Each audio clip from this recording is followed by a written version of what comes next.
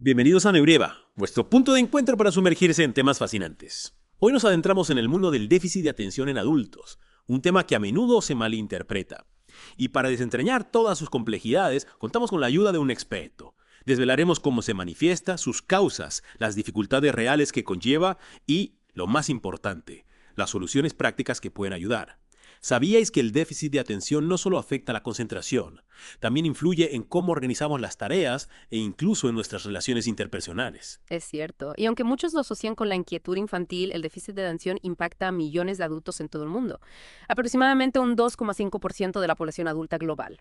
Lo sorprendente es que las señales en adultos son diferentes. ¿A qué te refieres? Explícanos un poco más sobre estas diferencias. En adultos no se trata tanto de la hiperactividad física que solemos imaginar. Más bien, la batalla se libra en el interior. Pensamientos que van a 1000 por hora, dificultades para organizarse, acciones impulsivas. Incluso la sensación de estar siempre al borde del colapso. Es decir, que el déficit de atención en adultos es una lucha interna constante para alguien que no lo padece. Puede parecer simplemente que le cuesta concentrarse o que es un poco despistado. Exactamente. Y aquí es donde radica el problema. Muchos adultos no son diagnosticados hasta que las cosas se vuelven realmente difíciles en su vida diaria. Empiezan a sentir que algo no va bien, pero no saben qué es. Y claro, al no saber qué es fácil caer en la trampa de pensar que es simple pereza o falta de voluntad. Totalmente. Es crucial entender que el déficit de atención no es un capricho ni una falta de esfuerzo. Es una condición médica con base en el funcionamiento del cerebro. Hablemos de esa base científica. ¿Qué nos dice la ciencia sobre las causas del déficit de atención en adultos? La investigación ha avanzado mucho en este campo. Sabemos, por ejemplo, que la genética juega un papel fundamental. De hecho, si uno de los padres tiene déficit de atención, la probabilidad de que sus hijos lo hereden es del 50%. Una cifra altísima. Es una probabilidad muy alta, casi como tirar una moneda al aire. Pero imagino que, como en casi todo, no solo se trata de genética. Así es. Las resonancias magnéticas nos muestran diferencias en la estructura cerebral de las personas con déficit de atención, especialmente en áreas relacionadas con la atención, el control de impulsos y la planificación. ¿Podrías darnos un ejemplo concreto? Claro. La corteza prefrontal, que podríamos considerar el director ejecutivo de nuestro cerebro, funciona de manera diferente en personas con déficit de atención, mientras que en un cerebro neurotípico esta área toma decisiones y planifica con fluidez. En alguien con déficit de atención es como si tuviera que abrirse paso entre un atasco de tráfico para llegar a sus objetivos. Es una imagen muy visual. Un atasco de tráfico en el cerebro. No me extraña que las personas con déficit de atención sientan que les cuesta tanto concentrarse y organizarse. Exacto. Y a esto hay que sumarle que el entorno también influye. El estrés a temprana edad, problemas durante el embarazo o la exposición a ciertas toxinas pueden aumentar el riesgo de desarrollar déficit de atención. O sea que se trata de una combinación de factores. Genética, estructura cerebral y entorno. Es como una tormenta perfecta. Se podría decir que sí.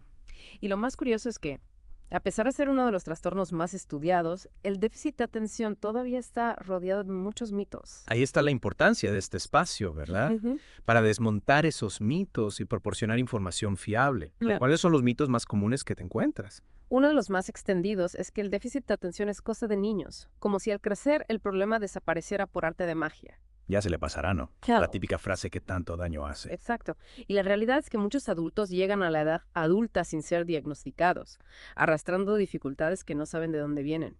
Y aunque los síntomas pueden cambiar con el tiempo, el trastorno sigue presente y afecta su día a día, tanto en el trabajo como en las relaciones personales. Y también está el mito de que es una invención moderna. Antes la gente no tenía déficit de atención, suelen decir. Sí. Es otro de los clásicos. Y por supuesto es completamente falso. Existen registros históricos de comportamientos que encajan con el déficit de atención desde hace siglos. Lo que ocurre es que antes no contábamos con el conocimiento y las herramientas necesarias para entenderlo y diagnosticarlo como lo hacemos ahora. Claro, y supongo que uno de los mitos más dañinos es el que asocia el déficit de atención con la pereza o la falta de organización. Sin duda. Este mito estigmatiza y culpabiliza a las personas que lo padecen. La realidad es que muchas personas con déficit de atención son creativas, trabajadoras y resilientes. Sus dificultades no tienen nada que ver con la falta de ganas, sino con la manera en que su cerebro procesa la información y gestiona los impulsos. Es importante entender que el déficit de atención no es una elección. Es una condición que afecta la forma en que se vive el mundo. Totalmente. Y por eso es crucial hablar de los desafíos diarios a los que se enfrentan las personas con déficit de atención en la vida adulta. Hablemos de esos retos. ¿Cómo se traduce el déficit de atención en la vida cotidiana de un adulto? ¿Qué dificultades concretas se encuentran? En el ámbito laboral, por ejemplo, es frecuente que tengan dificultades para concentrarse en tareas largas, para cumplir plazos o para organizarse de manera eficiente. Esto puede generar problemas con jefes, compañeros. Y una gran frustración personal, imagino. Por supuesto. A nivel social, la impulsividad y la dificultad para regular las emociones pueden provocar malentendidos y conflictos en las relaciones con amigos, familiares o parejas. Es como si estuvieran en una lucha constante contra su propia mente. En cierto modo, sí. Y todo esto, sumado a las críticas y la incomprensión que a menudo reciben del entorno, puede tener un impacto muy negativo en la autoestima. Muchas personas con déficit de atención desarrollan una imagen negativa de sí mismas. Se sienten incapaces o piensan que son un fracaso. Y esto a su vez puede llevar a problemas de ansiedad o incluso depresión. Es un círculo vicioso del que es difícil salir. Exacto. Por eso es tan importante que haya información de calidad disponible, que se hable abiertamente del déficit de atención y que se rompan los estigmas que lo rodean. De acuerdo. Y hablando de romper estigmas, me parece fundamental destacar que existen soluciones y estrategias para manejar el déficit de atención en la vida adulta. No es una condena. Hay esperanza. Absolutamente. Lo primero y más importante es buscar un diagnóstico profesional. Un especialista podrá evaluar la situación individual de cada persona y determinar el mejor curso de acción. Claro. Y a partir de ahí, ¿qué opciones hay disponibles? Bueno, una de las herramientas más eficaces es la terapia cognitivo-conductual. ¿En qué consiste? La terapia cognitivo-conductual ayuda a las personas con déficit de atención a desarrollar habilidades prácticas. Para la organización, la gestión del tiempo, el control de los impulsos y la regulación emocional. Es decir, les da herramientas para afrontar los retos del día a día. Exactamente. Y en algunos casos, la medicación también puede ser una herramienta útil, siempre bajo la supervisión de un médico, por supuesto. Claro. Es importante que un profesional evalúe cada caso individualmente. Sin duda.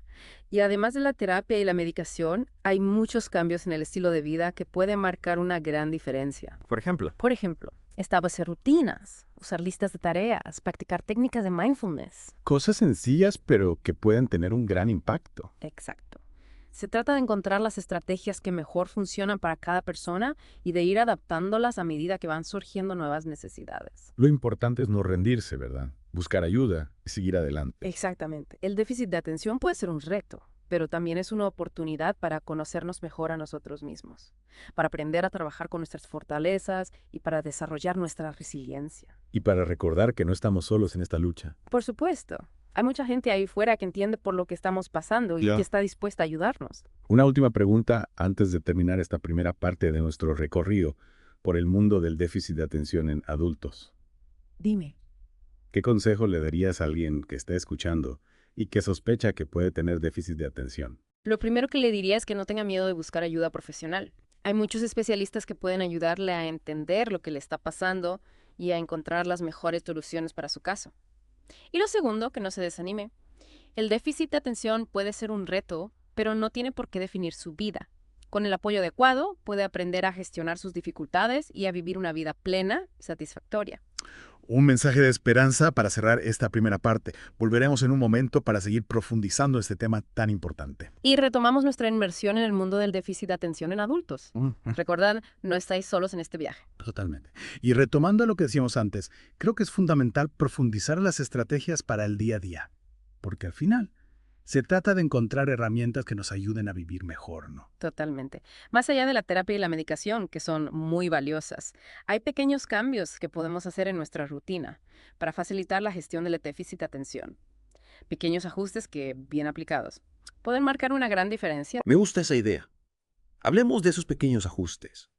¿Qué estrategias podemos poner en práctica? Una de las más eficaces es crear rutinas.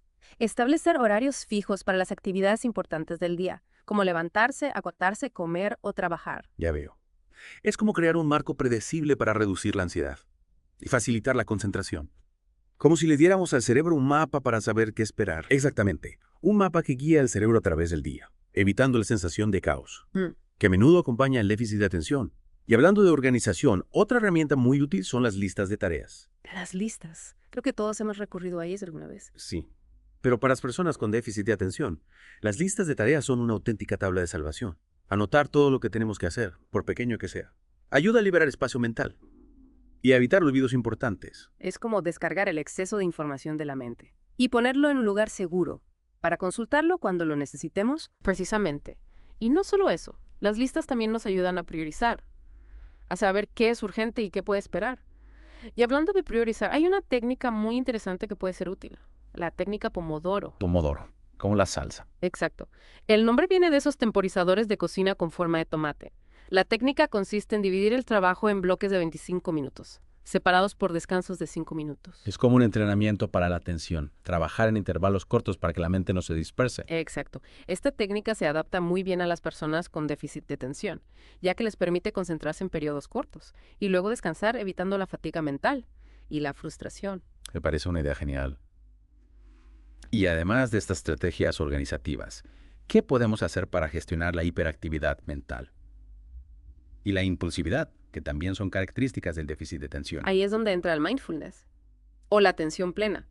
Se trata de prestar atención al momento presente, sin juzgar, simplemente observando nuestras sensaciones, pensamientos y emociones. Últimamente se habla mucho del mindfulness. ¿Cómo puede esto ayudar a alguien con déficit de atención? El mindfulness ayuda a tomar conciencia del propio flujo mental, a identificar los patrones de pensamiento negativos y a aprender a gestionar los impulsos de una manera más saludable. Es como si aprendiéramos a observar nuestros pensamientos desde la distancia, sin dejarnos arrastrar por ellos. Es decir, nos convertimos en observadores de nuestra propia mente, en lugar de ser esclavos de nuestros pensamientos e impulsos. Exacto, el mindfulness nos da la posibilidad de elegir cómo responder a nuestros pensamientos y emociones, en lugar de reaccionar de forma automática. Y además del mindfulness, hay otras técnicas de relajación que también pueden ser muy beneficiosas, como el yoga, la meditación o los ejercicios de respiración. Entonces, se trata de encontrar un equilibrio entre la organización externa, a través de rutinas y listas, y la gestión interna de la mente, a través del mindfulness y la relajación. Así es. Lo importante es que cada persona encuentre las estrategias que mejor se adapten a sus necesidades y a su estilo de vida. No existe una fórmula mágica. Es un proceso de autoconocimiento y de experimentación. Claro, y en ese proceso, contar con el apoyo de un profesional puede ser clave. Alguien que nos guíe y nos ayude a encontrar nuestro propio camino. Totalmente de acuerdo. Y no olvidemos el papel fundamental del entorno social. La familia, los amigos, los compañeros de trabajo, todos podemos crear un ambiente de comprensión y apoyo que facilite la vida de las personas con déficit de atención. ¿Cómo podemos ayudar de forma práctica? A veces queremos apoyar, pero no sabemos cómo. Lo primero es informarnos sobre el trastorno, para comprender mejor por lo que está pasando la persona. Dejar de lado los prejuicios y los estereotipos. Es decir, abrir la mente para entender la realidad del déficit de atención. Exactamente. Y una vez que entendemos mejor el déficit de atención, podemos adaptar nuestra forma de comunicarnos y de relacionarnos con la persona. Ser más pacientes, más claros en nuestras instrucciones, más comprensivos con sus olvidos o despistes. Y también podemos ayudar a crear un entorno más organizado, ¿verdad? Por supuesto, podemos colaborar en la creación de rutinas, en la organización del hogar o del espacio de trabajo. Pequeños gestos que puedan marcar una gran diferencia. Y sobre todo, recordar que la persona con déficit de atención no está sola. Todos podemos ayudar a hacer su vida un poco más fácil. Sin duda. Y hablando de lucha, me parece importante destacar que buscar ayuda para el déficit de atención no es un signo de debilidad, sino todo lo contrario. Es un acto de valentía, de responsabilidad con uno mismo y con su propio bienestar. Es dar un paso hacia una vida más plena y satisfactoria. Exactamente. Y además, es importante recordar que no hay que avergonzarse de tener déficit de atención. Es una condición médica como cualquier otra. No define quiénes somos, ni limita nuestro potencial. De hecho, muchas personas con déficit de atención tienen talentos y habilidades extraordinarias. Por supuesto. A menudo son personas creativas, innovadoras, con una gran capacidad para pensar fuera de la caja. Lo que pasa es que a veces necesitan ayuda para canalizar esa energía y esa creatividad de una manera positiva. Exacto. Y ahí entra en juego el apoyo profesional y el apoyo del entorno social. Y también la propia actitud de la persona. Claro, la actitud es fundamental. Es fundamental tener una actitud proactiva, de querer aprender a manejar las dificultades y de buscar las estrategias que mejor nos funcionen. Y no rendirse nunca. Nunca. El déficit de atención puede ser un reto, pero no tiene por qué ser una barrera para alcanzar nuestros sueños. Un mensaje inspirador para cerrar esta segunda parte de nuestra inmersión en el mundo del déficit de atención en adultos. Volvemos en un momento para la parte final, donde exploraremos algunas curiosidades sorprendentes sobre este trastorno y reflexionaremos sobre lo aprendido. Y regresamos a nuestra inversión en el mundo del déficit de atención en adultos. Como prometimos, vamos a explorar algunas curiosidades. sobre este trastorno. Porque aunque se ha investigado mucho, aún hay aspectos del déficit de atención que nos pueden sorprender. ¿Qué dato curioso tienes para nosotros? ¿Sabías que existe una relación entre el déficit de atención y la creatividad? En serio.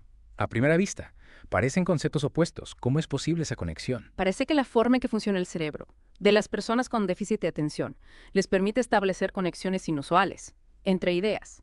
Esto puede resultar en una mayor capacidad para generar ideas originales e innovadoras. Es fascinante. Entonces, ¿es esa hiperactividad mental que a veces puede ser abrumadora? También puede ser una fuente de creatividad. Exactamente.